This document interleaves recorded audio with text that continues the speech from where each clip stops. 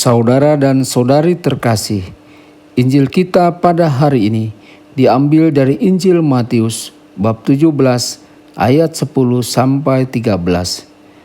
Ketika Yesus dan murid-muridnya turun dari gunung, para murid bertanya kepadanya, "Kalau demikian mengapa ahli-ahli Taurat berkata bahwa Elia harus datang dahulu?"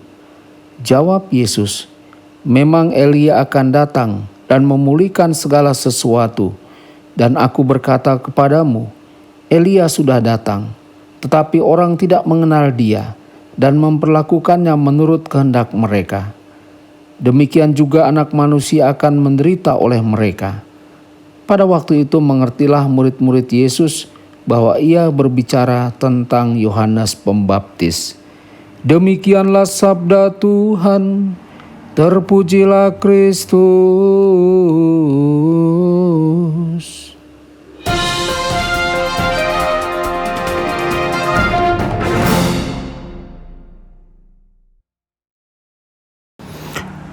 Saudara dan saudari terkasih dimanapun Anda berada, jumpa lagi dengan saya Romo Tedens dalam saluran Warta Kabar Sukacita.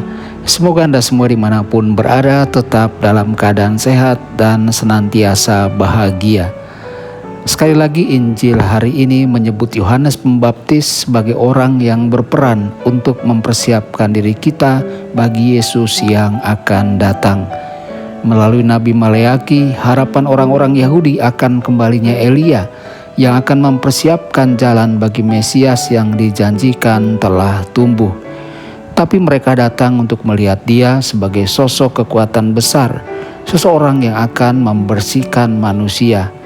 Mereka gagal untuk mengenali kehadiran Elia dalam pribadi Yohanes Pembaptis yang memanggil semua orang untuk melakukan pertobatan hati agar menerima Yesus. Saudara dan saudari terkasih, berapa kali dalam hidup kita gagal untuk mengenali kehadiran Yesus dalam hidup karena kita mencari sesuatu selain janji Yesus kepada para pengikutnya. Yesus tidak menawarkan jalan kenyamanan dan penghiburan yang mudah. Mengapa Yesus menjadi bayi yang tidak berdaya di Betlehem? Mengapa Yesus mengambil tubuh manusia yang rapuh? Justru agar Yesus bisa menderita bagi kita untuk menebus kita. Apa artinya itu bagi kehidupan kita sebagai orang Kristen? Hal itu berarti bahwa penderitaan adalah ambil bagian dari salib Tuhan. Penderitaan membentuk kita menjadi serupa dengan putranya. Salib adalah sumber kesuburan kita, tidak hanya dalam pertumbuhan rohani pribadi kita, tetapi juga dalam misi untuk membagi rahmat kepada orang lain. Saudara dan saudari terkasih, hasrat untuk menerima penderitaan muncul dari ketaatan Yesus yang penuh kasih kepada rencana Bapanya tanpa syarat atau batas. Ketaatan yang penuh kasih itulah yang memaknai penderitaan dengan penebusannya. Sejak kelahirannya di Betlehem, Yesus menunjukkan kepada kita apa artinya menaati dengan kasih.